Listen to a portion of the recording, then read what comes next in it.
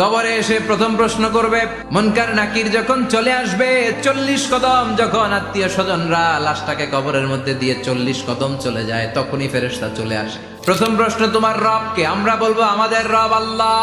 দ্বিতীয় প্রশ্ন, ওমা দীনু, তোমার ধর্মের নাম কি? আমরা কি বলবো? তৃতীয় প্রশ্ন, বিশ্বনবীর চেহারা দেখিয়ে বলা হবে, আতারিফু হাযার রাজুল, এই লোকটারে চিনো নাকি?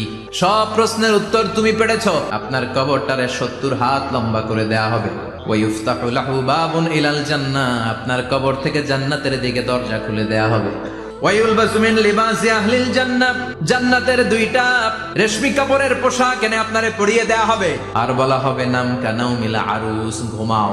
বাসর রাতে যেমনি বর কনেকে নিয়ে মধুর ঘুম দেয়, তুমিও ঘুমাও, কেউ তোমার ঘুম ভাঙবে না। কিয়ামতের জন্য ইসরাফিলের সিংহায় যে ফুৎকার আছে, ওই ফুৎকার ছাড়া কোনো কিছুই তোমার ঘুম ভাঙাতে পারবে না।